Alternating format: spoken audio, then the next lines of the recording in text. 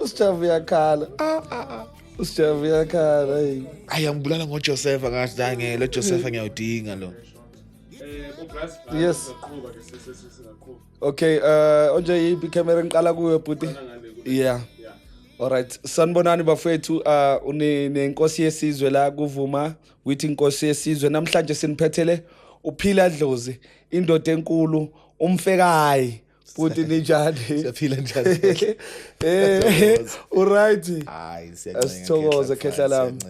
Namhlanje sikumemile futhi siyabonga ukuthi ukwazile ukuthi ufike uxhumane nathi. Engikubizele khona kakhulu ukuthi ngifuna nje usixoxele istory sakho kakhulukazi ukuthi usukaphi ngoba abantu bakwazi ngophila Dlozi ngabe igama lakho ngempela vele walinikwe ekhaya noma kwenzakalani bhuti? Angibingeleli kubabukeli emakhaya uphila Dlozi lo ngidabuka endaweni yakwaZulu. Yeah, Endaweni yakwaZulu ikhehla lakithi elidala la kaMncwango beli inyanga embi inyanga le bekungeyona ngisho inyanga bekuugedla. Yeah, ubeyazi mithi hayi mithi nje imithi ejule ngempela. Yeah, indoda ebisebenza kakhulu noShaka. So ngokwamagalelo ayo nangokubaleka kwayo empilweni kaShaka nasebukhosini bakwaZulu yasinikezwa ke umhlaba endaweni yaseMatuba eMtubatuba khona indawo lapho kuthiwa isemfekayo. Yeah, kunendoda engiyaziyo lapho umngani wami usiphelele wakamfekayo uthi ninobukhosi benu ngoba kunamahubo wakamfekayo kunjalo. Alikho nje lilodwa nje ongasivulela ngalo mhlawumbe ihubo nje lincane nje ithi elakwamfekayo engilaziyo lithi haya so ngamabandla haso ngeli zinyane likandaba haya so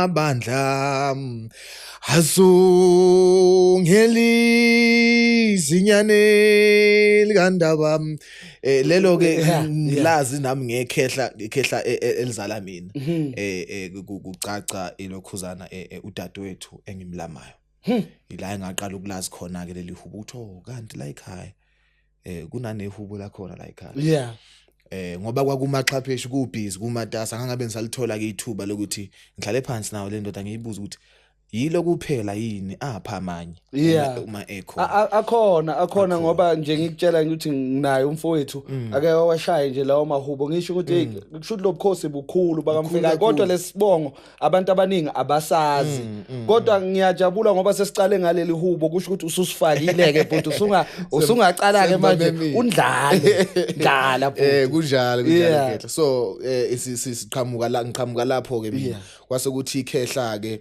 elizala ikhehla ukhokho wethu. Yeah, uSigebengu samadoda. Yeah, wase esuka ke mfikayo wayehamba wayokwakha kwaSokhulu ngaphansi kwenkosi yakwaMthiyane. Okay. Mayifika ke lapho ke ila kwaqala khona umuzi wakwamfikayo kwaSokhulu. Yeah. So mina ke ngizalwa uFenda umafendana uNtomzehle Basinza qoma iqomela igumula siyacutha siyamanya ukama lezinza zinza iphunqonga haleluya ikhulu yobatshela abadala abasafe bagila imanga. Indoda ezala mina ke le ngizalwa nezinsizwa nezintombi egcekeni linomama ababili. Indoda leyaganwe omama ababili. So ngikhule nje emndenini omkhulu kakhulu. Yeah. Kungeyona ke kungeyona kuphela indlela kwethu kukhona nezinye izindlu zobaba omdala bonje ngaphezulu kwasekhaya kukhona indlu kababa omdala uAfrika obhuti kababa omdala bese kuba khona enye indlu futhi kababa omdala futhi kunobaba omdala Afrika bese kuba ke izindlu nje zihlukene ke bese kuba izindlu zobhuti uyabo. So isibongo esikhulu kakhulu kwaSokhulu. Niba ungaki kulabo mama ke ekhaya wena futhi uzalwa umama muphi wokucala ophakathi nendawo noma okugcina? Siba ngokwesibalo siba u21. esiphilayo. Hayi. Ngiyamsaba ubaba. Ngabe ngiyamusho. Hayi ngiyamsaba ngamhlonipha. Ngokwesibalo siba u21 abaphile enyameni. Yeah. Mina ngizalwa ke uNdlunkulu kaBaba. Okay. Ngingokugcina kuyena. Yeah. Ngingokugcina kuyena. Bese kuthi ke kumamncane kukhona olandela mina emuva yena ogcina ke esendeni lika baba kulomuzi lo bese kuba khona ezinye izintombi ezimbili ayizale entombini yebo so leso sibalo senza u21 uNdlunkulu mama wakhona wabusiswa njengabantwana abawu12 wase eshona ubhuti wethu omdala washona ngicabanga eneminyaka ewu15 washona kwaseke kusala ke lo11 osele izintombi ezu7 nabantu nensizwa ezu3 hey ngiyalivuma lekhehle manje ke la awungitshele phila le gama lakaphila ulithatha phi la ekhaya ubani owakwetha wathi uphila Dlozi wena you know igama kahle likaphila uphila ngenkosi esimeni sokuphila ngangingemuhle kakhulu ngisemncane mabesho abadala ukuthi ngangingemuhle kakhulu esimeni sokuphila ngisemncane ukuthi nje ngaphila ngasurvive kwaba umusa wenkosi ngaphila ngenkosi uyabo so lelo gama likaphila ngenkosi lavela kanjalo ke esengikhohle ukuthi lavela kumalume wami noma lavela kugogo between the two angisakhumbuli kahle so lele likaphila Dlozi kodwa igama engalethiwa abazali bami usiyabonga gama ke lelo lokuhamba okay usiyabonga ngomfekayo so lele likaphila Dlozi ngiliphiwa ubani ngiliphiwa ugogo ozala umama intombi yakwaZulu usithula isikandaba kanjani na ngihambile ngiyokwenza lokhuzana ngisahlala eThekwini izinto zami ayihambi kahle man ngihambeke ngiye ekhaya komama ngenza itiyanyana mangenza ilati ekhaya komama sekuphelile ke lo msebenzi bengizowenza sengiyahamba ke ngiyotshelisa lukaSami ukuthi hayi cha mntwana sengibona ngathi umsebenzi sewenzekile mina sengicela ukubuyela emsebenzini awu sathokoza salukazi sabonga sanconcoza sathi awu cha elingenzele kona iDlozi ngiyakwesaba aliphile njalo iDlozi phila Dlozi so igama likaphila Dlozi ke laqhamuka kanjalo so ngaba uphila Dlozi kusukela ngaleso sikhathi manje lento yomculo la othe ngiyavuma manje ngiyawuyenza lo mculo futhi yiumculo engizophila ngawo angeke ngihambe ngiye ku925 sekuyisikhathi sami sokuthi ngivume ukuthi ubizo lwami noma into engimele ngiyenze waqala nini umusic ebona umculo ubuhlezi selokwaba ingcenye yami kusukela ebuncaneni bami ngoba ngiyakhumbula mina bengilo umuntu lo ngaba yi-celebrity ngisase primary I was the lead singer of all group singing groups elokhuzaneni esikoleni primary you know I became famous esikoleni ukuthi nje hayi kuyaziwa nje uma ufuna a male singer a male leader phila Dlozi ake uphila akekho umuntu kwakhula futhi ngaye high school nase high school kanjalo I was very rebellious mangisa high school because our region does not allow us to engage kuma lokhuzana kuma school competitions singing competitions you know so me I would create amalokhuzana I created a choir high school elanga libomvu I created a choir ngahamba ngayokhuluma ne-security okuyilona elinekhiye zase hall ngalincenga ukuthi mfethu ngebreak ngiyacela nje ukuthi ungivulele ngireheze nalabantu labo so ngenza lokho sagcina saxabana nothisha omkhulu ukuthi mina ngizenzele xabaniswa yilokho phela ukuthi mina ngiyaxolisa manje la ngimtshelile yabo saxabana nothisha omkhulu indoda nje ayibi nomoya okhululekile saphinde sathelelana amandla futhi kungaphela ngasikhathi esingakanani so nasemphakathini I was that boy who was active obetholakala kuwo wonke cultural activities. You know, sports, everything, you know, dance. I was always in the forefront. You know, but I went to Durban bekunama auditions emakhaya eMpangeni. There's a casino there. Bekunama auditions one of the gospel groups, one of the biggest gospel groups in Africa. It's based here in South Africa. They were doing ama auditions for their choir. I went there, auditioned. They loved me, but because I was very young and I was still at school, they had to, you know, involve my parents. You know, and they did, you know, before bavuma ukuthi okay sizokuthatha. Bazama ukukhuluma ne-time la anginawo mina ingane ezohamba iyocula iyohlala yodwa eThekwini iyocula futhi icula umculo wokholo ekhaya singamaNazaretha. Uyabo, singamaNazaretha ekhaya. So le group bengiyiculela igroup, you know, yama Christian. You know, so sekune conflict manje. Uyabo. So wamanqika umuntu omdala wamanqika I had to disrespect him. You know, I had to disrespect him. Uhlusha ulobizo lento engaphakathi kuwe. Yamhlupha kakhulu lento. I had to disrespect his word. I had to disregard his word. You know, in partnership no mama. Because imali yokuhamba nje ngathi ngayithola kumama. No bhuti wami omdala ongasekho emhlabeni. Imali nje ngayithola kulabo bantu. Yabo, nokuhamba kwami nje ekhaya akazange ubaba ukuthi sengihambile. Ngamtshela nje sengihambile ukuthi hayi mama usuyomtshela kubaba ukuthi mina ngihambile. Yabo. Kodwa ukubuya kwami ngabuya izinto sezirathi naye esamukelile ukuthi hayi cha vela ayikho into engayenza. Kungaphezulu kwamandla wakhe. Ngoba kwakhona lento ukuthi kuhluphe uhambe.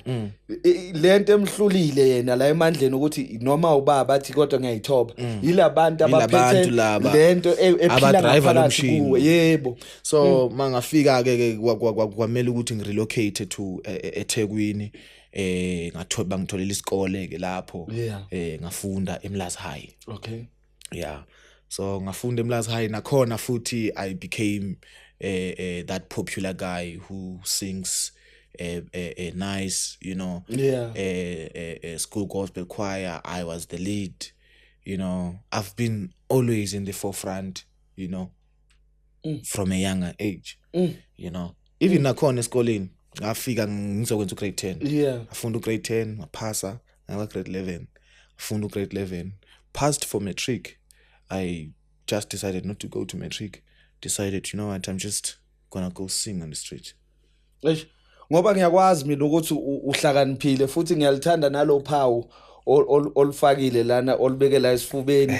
Abaningi khona naba basadinga ulwazi lwawo ngoba ufika kulophawu ngoba usunolwazi noma usakhula la ku spiritualist ku spirituality. So ukusuka kwakho ke manje KZN uthi manje ngiyavuma.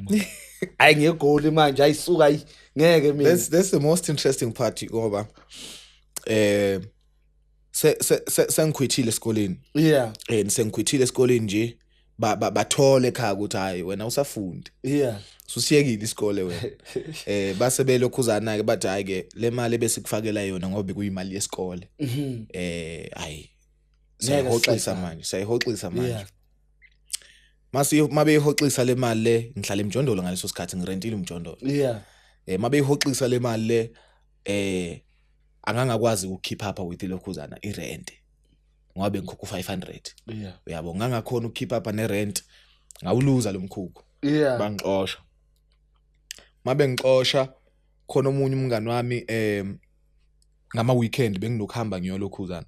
Ngiyobasket etimeleni. Isitimela sisuka eMlazi siye eThekwini eBria. Nesisuka eBria sihambe siye lokhuza siye kwaMashu. Siya kwaMashu. Yabo, ngenze lesi sisuka eBria siye kwaMashu, sisuke kwaMashu size elokuzana neDurban station naseBria. Sisuke futhi lapha eBria sishone back eMlazi. So bengenza lezo itimela lezo nabanye abangani mama bazimbongi. So one of my friends took me in Usibonelo Ngwazi, shout out to him. That's my friend. You know, Usibonelo Ngwazi took me in, and ngaleso sikhathi ke ngithathile in, you know, ngiyahamba ngiyabhaska outside Suncoast Casino, South Beach, workshop, zonke lezo ndawo yabo. Ngiyacula emgaqweni. It's, you know, I'm enjoying myself, you know, and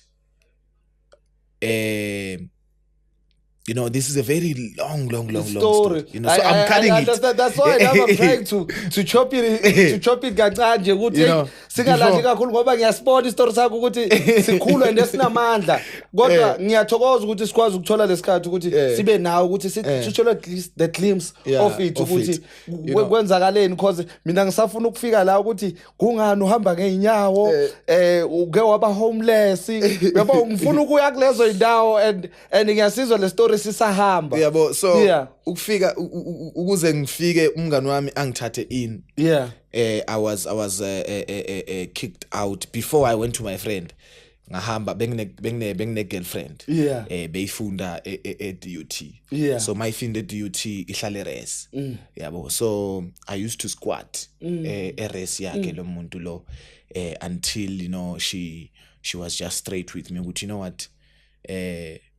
I'm your girlfriend and you're my boyfriend, and I feel like the burden of having to take care of you is your role. You have to take care of me, but now I find myself taking care of you, you know, housing you, feeding you, and all those things.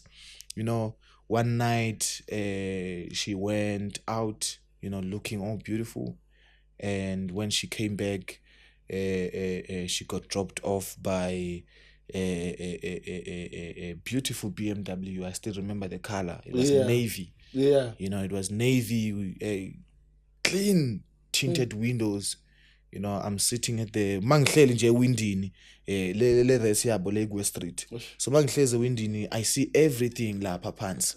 You know, so ngiyambona uwehla kuwe le BMW, inhliziyo yami yashaya kwangathi ifuna ukuphumela ngaphandle, but ngabuye ngacabanga ukuthi, you know what, I've got no right, you know. I've got no right to say anything, to fight her, to argue with her. She came and I asked her, who was that? That was a nice car. I told her, no, it was just an Uber. I was lucky to get a BMW. And I was like, oh, okay. You know, she came back with a plastic. Uber or my BMW. She came back with a plastic where chicken licking. So that night, she told me, you know what, I can't keep up with this, and I'll please ask you to leave. I was expecting that. I was like, okay, cool, no problem, I'll leave, but can you just do me one favor? Let me leave my stuff here with you. You know, it was just a plastic way.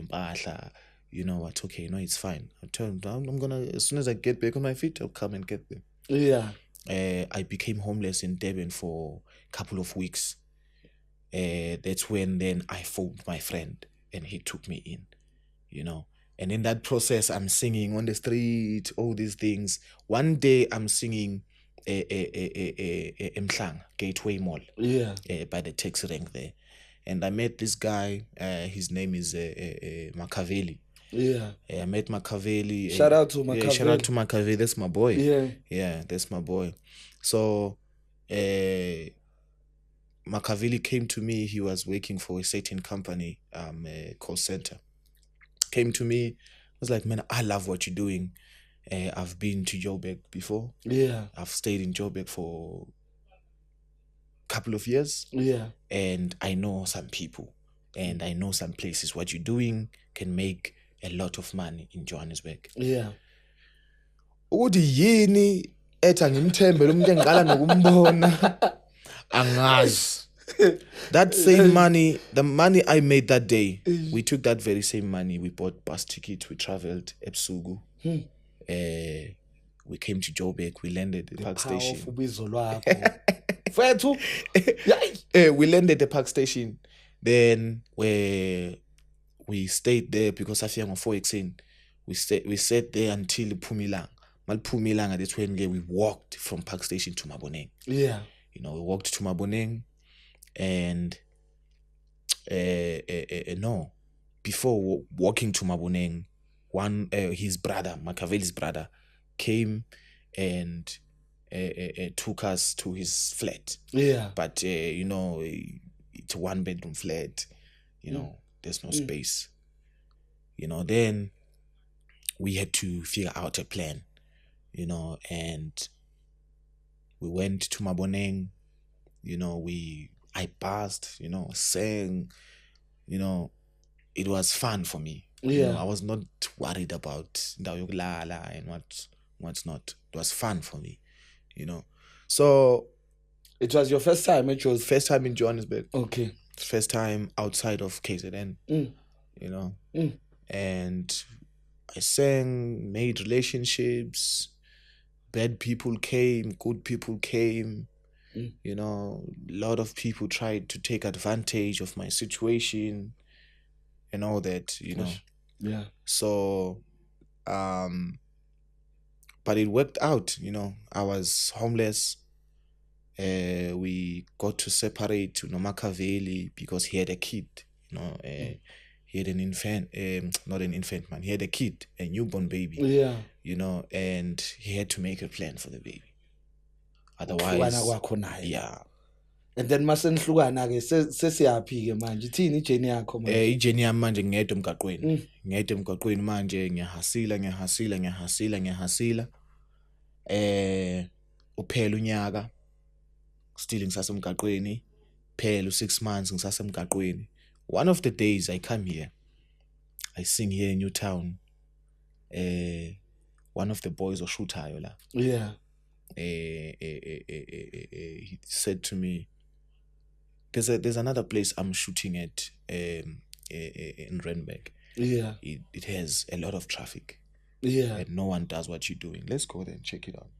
Kodwa manje usulalaphi phila manje ngoba phela akasekho uMachiavelli mfethu. Lapha eMaboneng. You know Maboneng, right? Yabo 12 decades. Yabo le security house 12 decades, the black and white one. Yes. There's a guy who used to work there. That guy saved my life. There's a guy who used to work there, and that guy, I would go to him and just sit there with him, have a conversation, you know, have a long conversation until I fall asleep. And he would let me because he understands. And he would let me fall asleep until the morning. When he knocks off ngo-6, uyangiqula. Mina sengiyashayisa. So sekumele ngiphume, ngimelanga phandle until phuma ilanga befika abantu so that I can continue with my work, you know. And we did that for quite some time, you know, until elokhuzana move to another post. You know, and uma semuvile le story uyasibona le story sinjani manje ngifuna ukubuza ukuthi uyavuma yini ukuthi kukhona bakuphethe noma kukhona okuphethe? You know, I have a gospel background. Yeah. Mind you, I have a gospel background. Yeah. And to me, it's just God. You know, to me it's just God. I don't understand. Inhlonipho yalobizo lwakho cause you can say it's God, but ubizo lwakho uyalibona ukuthi yile likhambisa zonke le ndawo.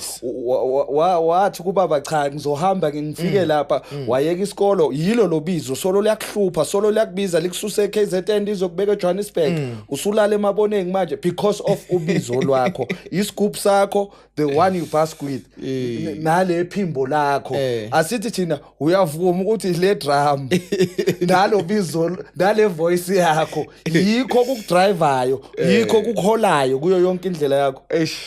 Yeah. You know, I got to admit, yes. Sooner or later I had to admit, you know what, this is not my doing. Yeah. This is not my doing. The way everything lines up, the way I don't have to do certain things for these things to go well. You know, I don't have to find myself sleeping with a sugar mama so that I can have a place to stay. Yeah. You know, because even that's a thing that that's one of the problems I faced, you know. A lot of, I don't know if it's appropriate to use this word, but most of them, they like to call them gays. Yeah. you know, themselves. They like to call themselves as gay people. Some of them were staying at 12 Decades. Yeah. You know, some of them will come to me and say, I can offer you a place to stay. You know, can offer you a place to sleep. You know, and I was like, oh, beautiful, lifesaver. You know, we go up to 12 Decades. You know, there's one bed, there's a couch. And when it's time to sleep, we share the bed. You know, we share the bed, and in the process of sharing that bed, people, you know, they start touching me in a certain way. And when they touch me, already my mind goes there. Yeah. Okay, it's happening now. You know, it's happening now.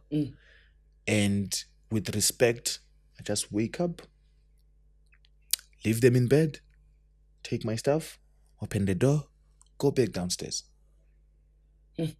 I'm not the only one who's homeless. There's other boys who take pictures there I was homeless with. I would wander the street with them, wander the street until Pumilang ekuseni. You know? Yazi yini engifundile ngoba umuntu osebenza ngabantu abadala uyazi ukuthi mangabe uyinkosi you have to go through the most. And mina mangibona uhambo lwakho, and I'm grateful to have this conversation now.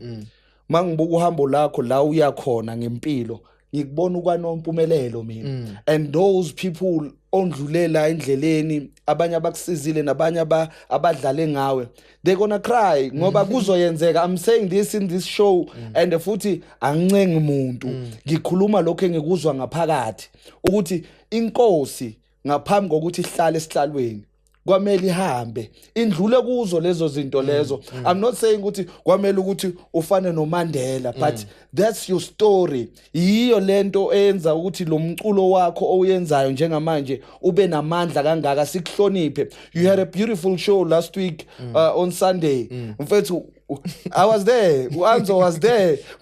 Big people were there.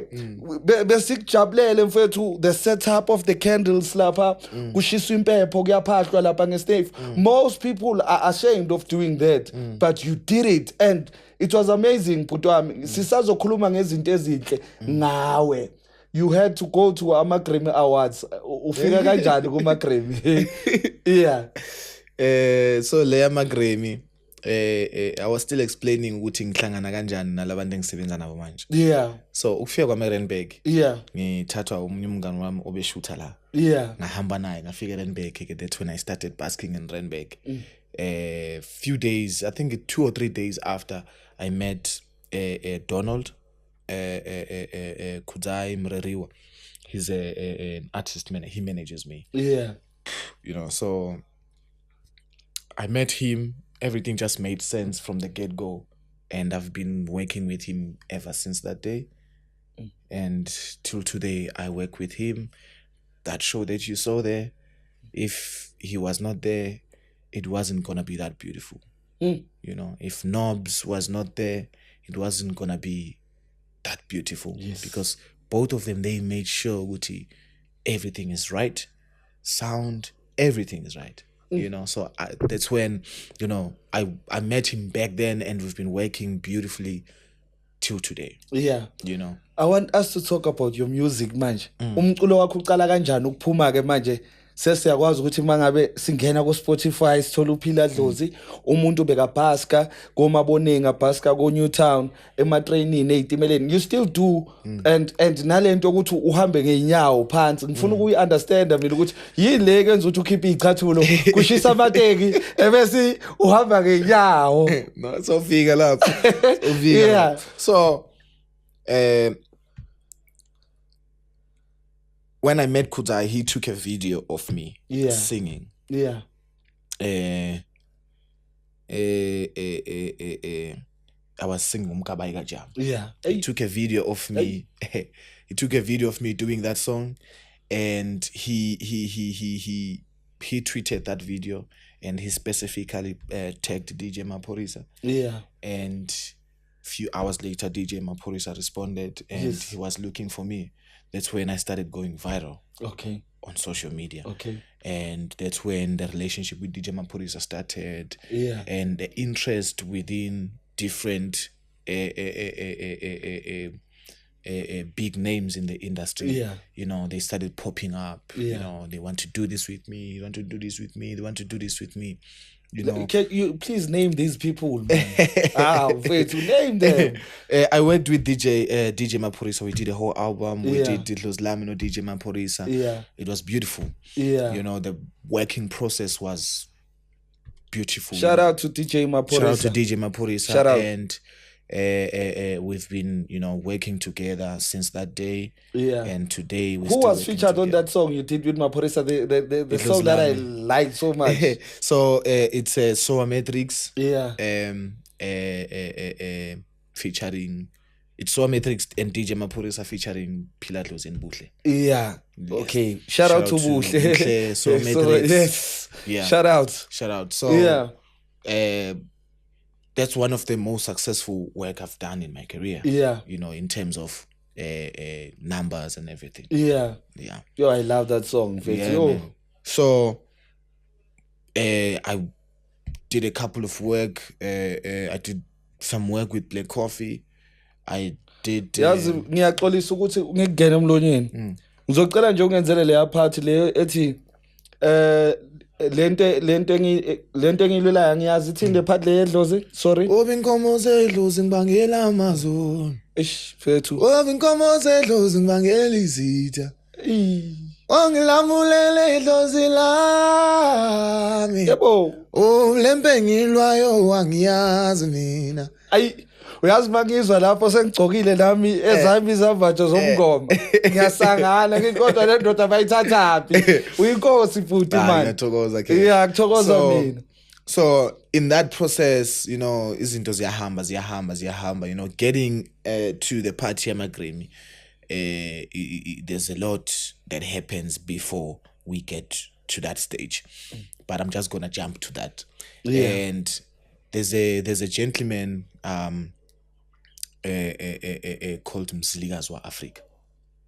Mzilikazi wa Africa is a journalist and a music producer, and I was staying in West Dean back then. He came to my house with one of my boys, Born King, and when they got to my house, they were parking outside, and Mzilikazi was like, I've been looking for you, I want to work with you.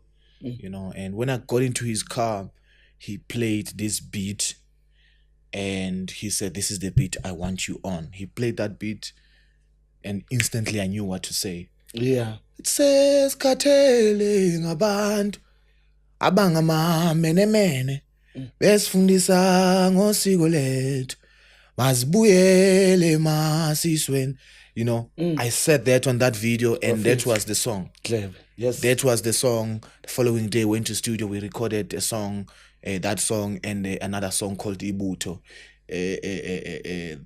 Those both two songs were on his album that he was working on. Yeah. You know, Masibuyele Masisweni was track number 1, if I'm not mistaken. It was track number 1 on his album. Yeah. An album that featured Mambusi Mhlongo, Salif Gate.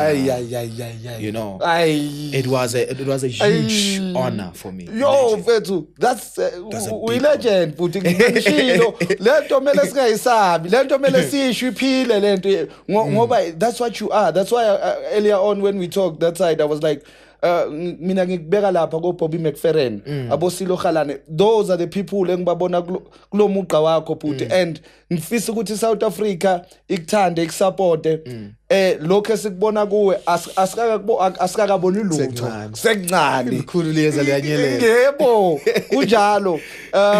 You just dropped a single right now. Yeah. Ubabekazi bafowethu, please go download the song, go stream the song on all digital platforms. Yes. Iphumile uphila dlozi babekazi is the song. Ngiyacela let's support each other, let's support ama artist wethu. Ngiyacela ke nezinyanga nezangoma ngoba uphila dlozi nje nabantu abanezithunywa umculo wakhe uyaphilisa noma ngabe kuthi uyasonta umculo wakhe uyaphilisa bafethu. Please go and support this song, go download, go stream. Yeah, but ungixoxele le ngoma ifika kanjani? le ake ngithi le ama Grammy ake singayikhathi leyo Yeah. ake siye kule ake siqede le so le ama Grammy hlangana Usaba lesikhathi sabelungu kodwa ke akuselani. oh you know okay ngizoyihumusha so then Mzilikazi introduced us to this wonderful woman called Brianna. Brianna is a Hollywood actress. She's in the country doing some documentary in Mpumalanga about that song People and different things. Yeah. Then Mzilikazi took us to Mpumalanga. We met that lady. We had a chat, and when we were there, she took a video of me singing, and she sent the video to her brother. And her brother happens to be one of the biggest producers in America. And his name is Jason Evergen. He's part of a group called Elephant Heart. It's him and his wife. Yeah. It's big. They do beautiful music. Insane. So shout out to them too. Yeah, shout out to Elephant Heart. No, yeah. So then we're sitting there having dinner. After having dinner at her place in was it Kruger National Park? Yeah, I think so.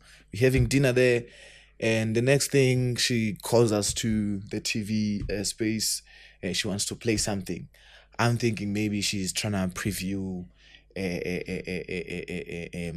some of the footage that we recorded over the days. Yeah. And next thing I see someone, a guy, and he's calling my name. And it's like, yo, Pila, Jason Evergen here. I just finished playing a show here at Lollapalooza. I heard your voice, man, and the voice is insane. And we want you to get here to LA. We record music and we get you out there. I'm excited. I can't wait to see you. My mind was blown.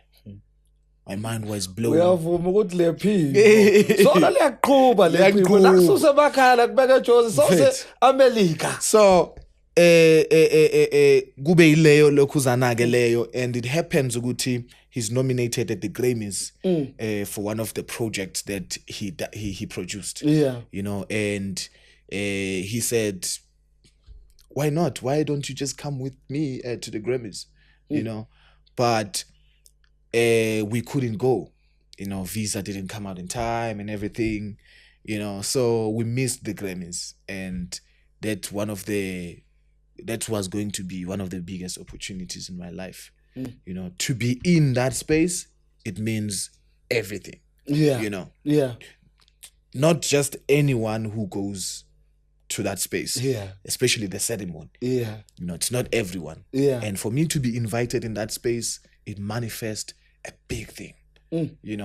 So we couldn't go, and that opportunity is still opened as soon as I'm able to get that side.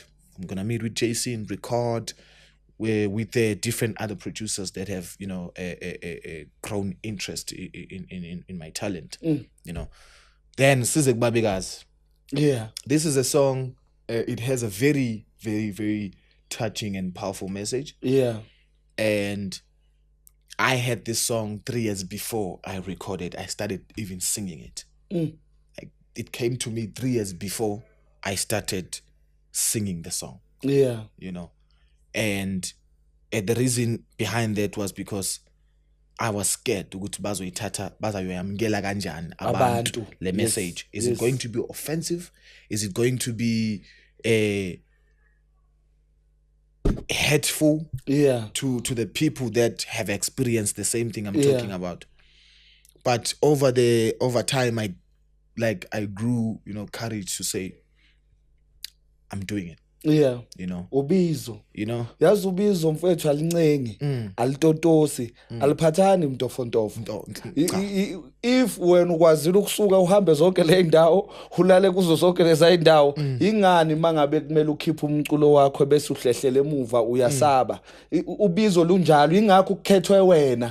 Baningi ama artists asifani singama artist awafana ama artist kukhethwa wena ngoba bayazi ukuthi uyokwazi ukuthi lo mlayezo undlulise ngendlela. Who I'm seeing in this picture, because it's a picture like singing. Yeah, sithini lesithombe? This is a young Philaluzi. Yeah. This is a young Philaluzi. Yeah. Why uphila kulesithombe? Mhlambe kune I see tears. Yes. Yeah. It's what on the story it's not Phila. The story is not Phila's story. Okay. It's not Phila's story. Okay. It's the story of the people that I met along the way, you know, because we as creatives, we don't only have to talk about and write about our experiences. Ukuthi mina ngiyasibuka manje ngibona iziphambano lana uyabo leza iziphambano ziyakhuluma zona zizodwa.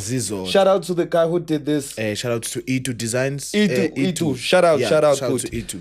Mfethu ayikho into lo muntu angayivezanga kule detail ekumele isichaze lesithombe mangabe ususichaza manje le iphambano la emuva kwakho the cry you crying for other people uyabona ukuthi wena umkhulu kangakanani mingaki imimoya egodlile kuwe to come up with such a song.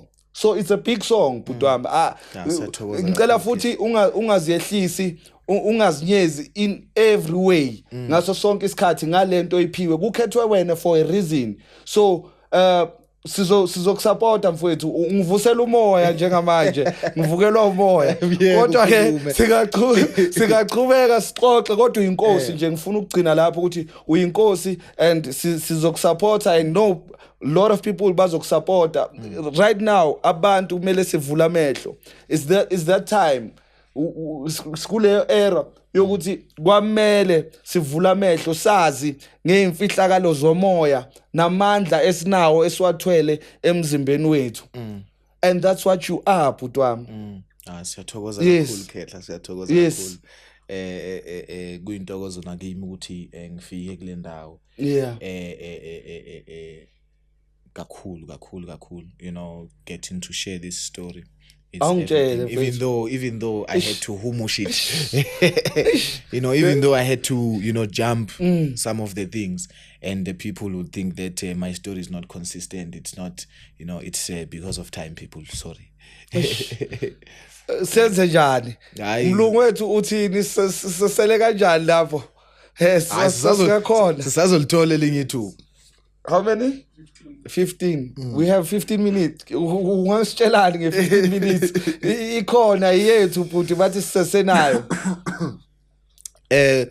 Kulo 15 minutes lo esinawo, you know,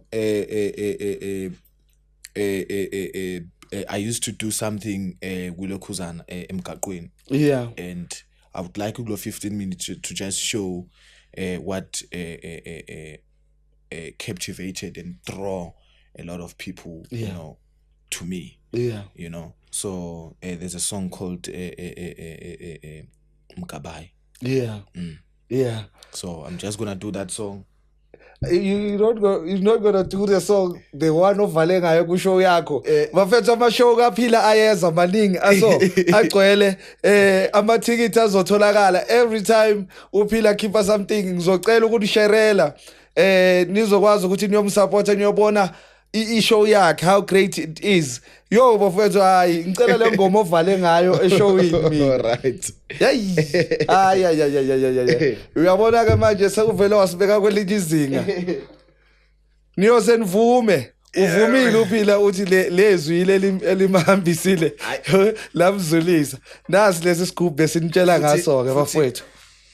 Futhi akunankani. Ayikho inkani. Yeah. Ayikho inkani engastopa lena. Yeah. Ayikho. Noma ngathi unesivalo noma isikhiya sokuvala angeke usayivala lento. I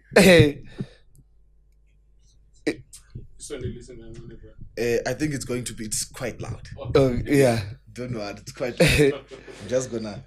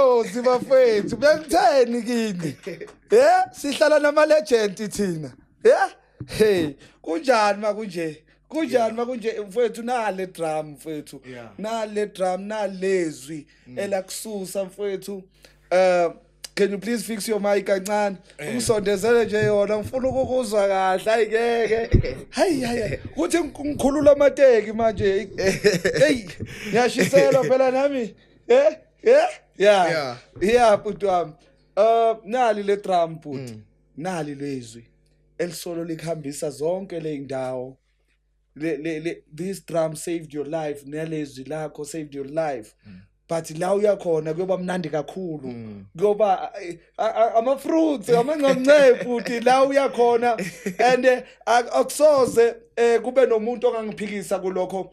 The reason I called you to the show ngathi ngicela uphila ukuthi eze kule show hayi ngoba phila mhlambe ngoba ngikwazi kodwa ingoba ngihlonipha isiphiwo sakho namandla wakho and ngiye ngafeel ukuthi abantu abaningi abafana nami noma abacishe bafane nami noma basesimeni sokuphila esifana nami bayakudinga to sing for them, to heal them.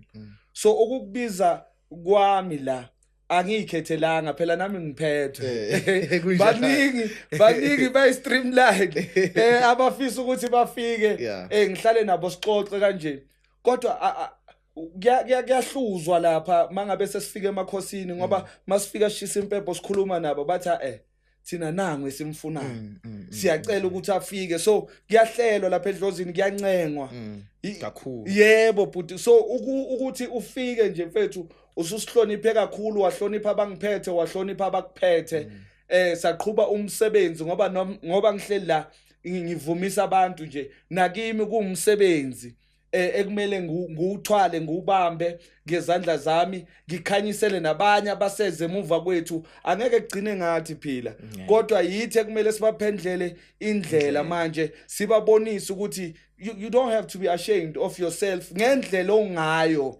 You know, lento yokuhamba ngenyawo I understand cause nokuperforma nami ngikhumula icathulo ngihambe ngenyawo ngoba bangasayifuni so ngifuna ukuthi lento siyiphilise siyenze be fashion baze bayithande ngoba bathanda ama Uber bathanda ama water na what nathi basithande ngaleyo ndlela umuntu egqokhavela lakhe kodwa ukuhamba ngonyawo kube istyle sikhonze lento ize ibe into thusi yebo bhuti kumanje nje abantu bayaxwaya yonke indawo la ngihamba khona ukuthi awuyeni sekwenze njani manje icathulo seyishonephi you know because icathulo sezimataniswe kakhulu sezingathini ukuhamba ngenyama sokubuka kanje ngento engekho normal kanti la esisuka khona la esisuka khona icathulo into ebingaziwe yabo amahudi into ebingaziwe yabo labantu bebebhinca idwaba bebhinca ikhumba bebhinca amabheshu nezinene namambatha yonke lento you know ukuhamba ngenyawo bekuyinto impilo yabo you know so ukuhamba kwami ngenyawo it's motivated ngathini it comes from way back you know uyazi ke nawe indlela ogula ngayo yabo uyayazi indlela ogula ngayo mawenza into okungamele ngabe uyayenza mina nje nginecathulo inqwabe endlini benginecathulo inqwabe sengiphisane ngazo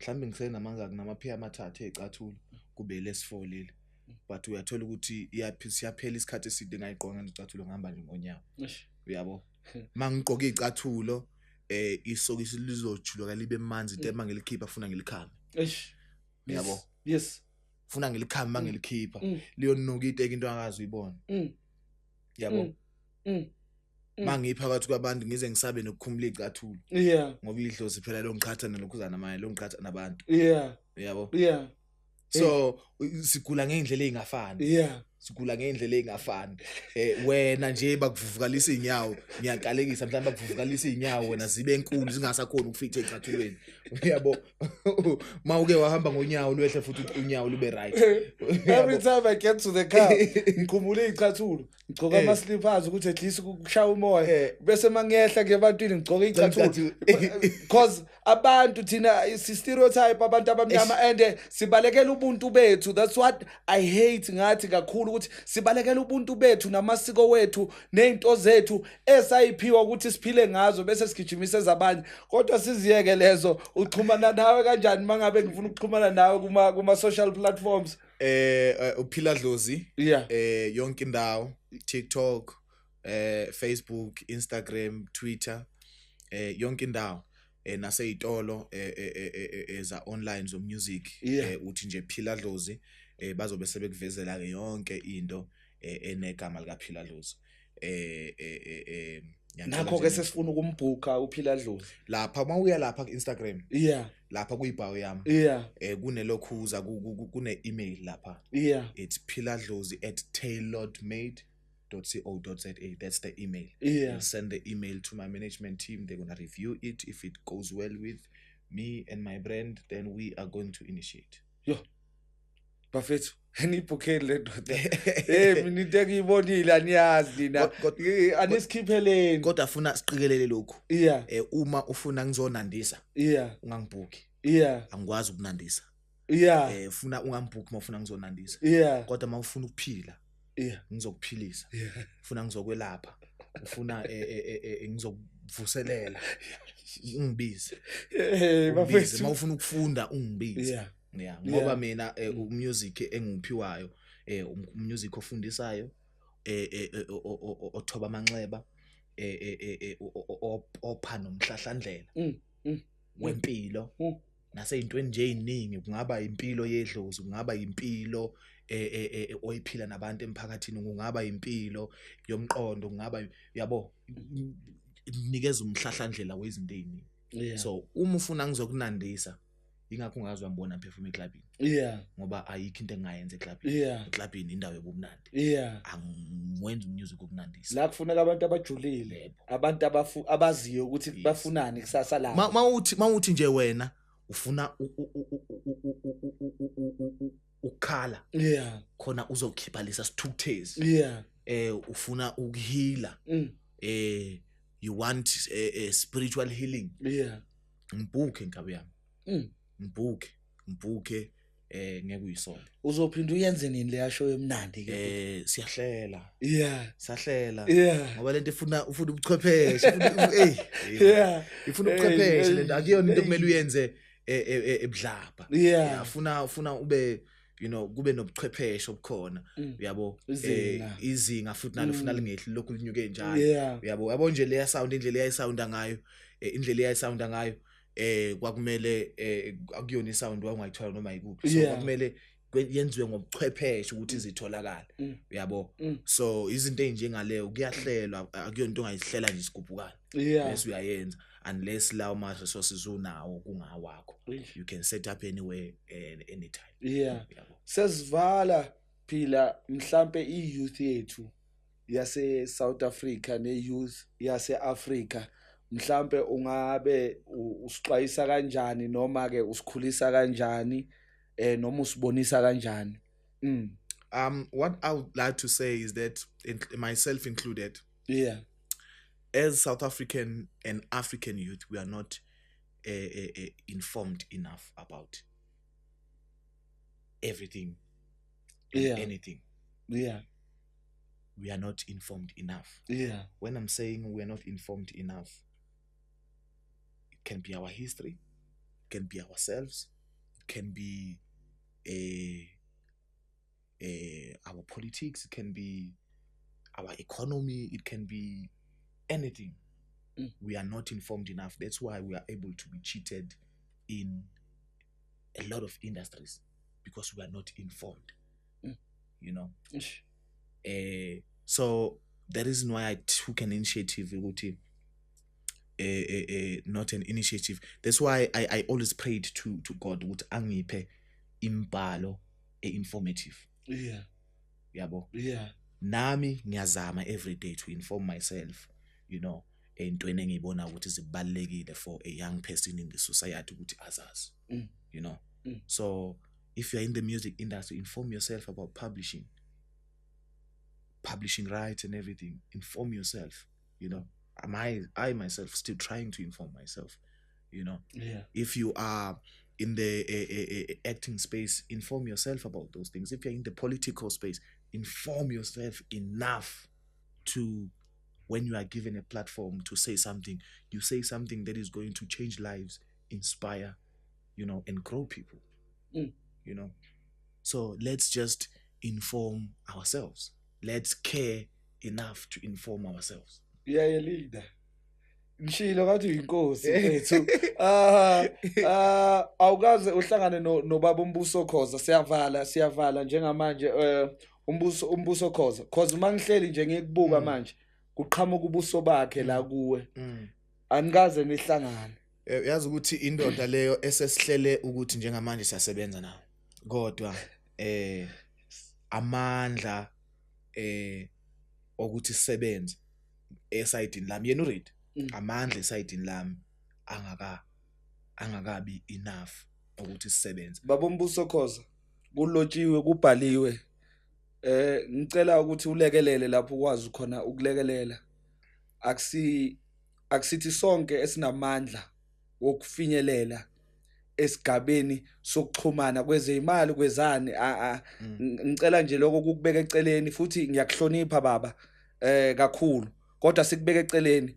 Ngithe mangibuka le ndoda kwase kuqhamuka ubuso bakho uyakhula baba, nawe uzondlula emhlabeni, shiyela abanye bancele bazoshiyela abanye bancele. You are already big futhi ngiyakuhlonipha kakhulu, ngiyazithoba ngalamazwi kodwa ke umoya ukhethi usho ngqo. Siyabonga baba. Yes, I think ngithethisa nje izolo lapha kuma comments ku TikTok ukuthi le ndoda lena sesakhuluma nawo sahlela yonke into sengilinde yona mina. Yeah. Yabo. Yeah. Ngicela unisebenze phila. Hayi njengamanje hayi ziyakhala manje. Yeah, ngicela ikhale lento wena phila why I'm saying you are a legend. Uyoncela. Uthi uma uncela uyoncelisa abanye. Lento ayipheleli la, lento mele iphile. Njalo. Philisa Dlozi. Siyabonga bafowethu, vuma with inkosi yesizwe besinophila Dlozi. Kumnandi kodwa azange sisayiqeda. Sonibona ngelinye ixesha.